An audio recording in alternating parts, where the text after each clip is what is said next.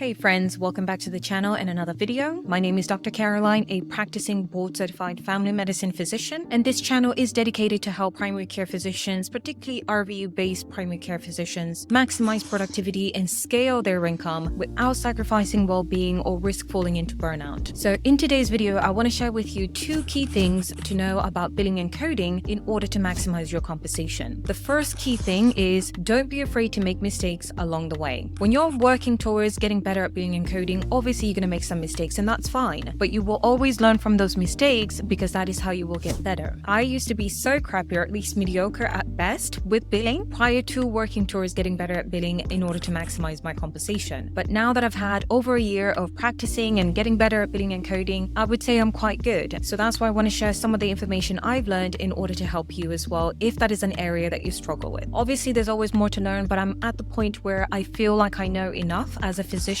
in order to do my job well and in order to not leave any money on the table. I'm not a billing and coding specialist, so obviously I don't know everything, but again, I know enough from my position as a physician to do the work that I need to do. So don't be afraid to make mistakes as long as they're honest mistakes. What do I mean? So for example, let's say you built a visit as a level 4, but it should have been a level 3, or vice versa, because underbilling is a mistake as well, but you didn't know, which is fine. So your billing specialist is likely going to send you a query and explain the breakdown of how the visit should have been billed and ask you to review the encounter and advise. And so you fix the mistake. But the key thing here is don't just fix the mistake and move on. Take the opportunity to ask questions to your billing specialist in order to learn from that mistake so that way you don't make that same mistake again. I highly recommend primary care physicians work closely with their billing specialist so that your journey towards mastering billing and coding is a lot smoother, and over time you end up making less mistakes, which means more revenue that you're able to generate. Now going back to what's not an honest mistake, and I want to give you a couple of examples. So number one would be like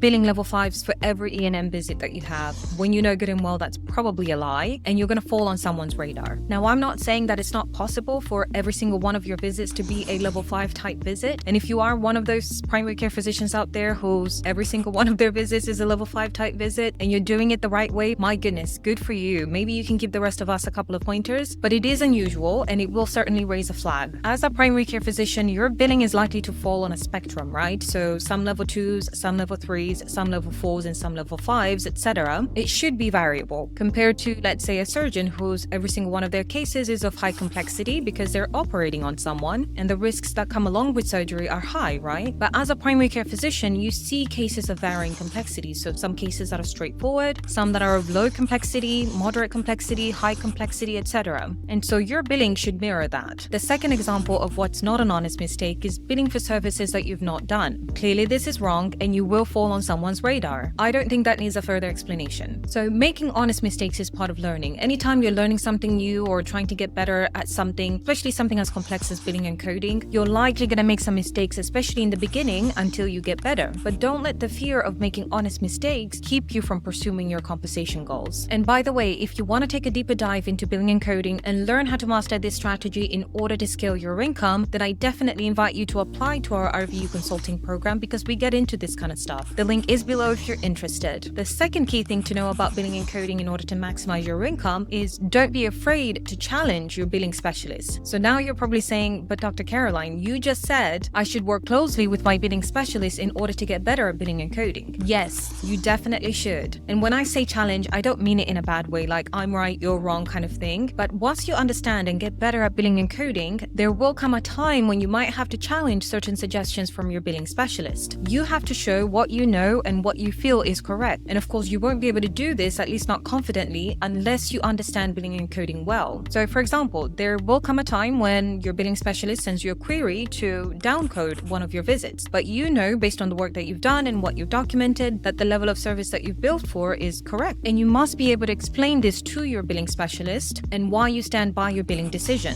And you can't just come up with random explanations, right? It can't just be up here, but it needs to be in your chart notes so that way they're able to follow along with you as you're explaining to them in order for them to see what you're referring to and why you stand by your billing decision of a higher level of service. This is where your unfair advantage as a physician comes in. One thing I always say is a billing specialist essentially sits there with a paper and maybe has to tick through some boxes to make sure that what you've documented and what you've built for actually matches. They're not the ones seeing the patient or see the complexity of a particular case. You have to spell it out for them in your chart note because this is the only way they can see what you saw when when you were taking care of the patient. So documentation plays a very key role here. So if you're able to explain why the level of service you built is correct and they can see that, they're going to keep that level of service rather than downcode. But if you're not able to provide that explanation, then more than likely that visit will get downcoded. And if this is happening consistently, then you're losing money over time as well. The reason I share this is because one of my billing specialists gave me this exact advice very early on as an attending. I used to go along with every single suggestion that the billing specialist sent to me because I didn't know any better to say otherwise. I didn't understand billing and coding that well to where I felt confident to challenge or to say otherwise. And so when I started my journey towards maximizing my revenue and had to learn and understand billing and coding better, I tapped into this advice, and it certainly has helped me on several occasions. The other reason I share this is because if your billing is solely done by a specialist, meaning that you don't play any part at all in the billing process, then you may want to consider getting involved somehow. Because again, you want to make sure that your work is captured appropriately in billing so that you're well compensated for the work that you've done. Alright friends, I hope this video was interesting to you. If it was and you'd like to see more content like this, then definitely consider subscribing, because I do post a video like this every single week, doing my best to help primary care physicians maximize productivity and scale their income without overworking or burning out. Again, if you're serious about mastering billing and coding and breaking through your income ceiling, then I definitely invite you to apply to our RVU consulting program, because we dive deep into this kind of stuff and I share all of my experiences and the tips that I've learned along the way in that program as well. The link is below in the description if you're interested. Also, don't forget to check out the free training video that's below as well. Thank you so much for watching. Make sure to leave a like and share this video with your colleagues. I'll see you next time.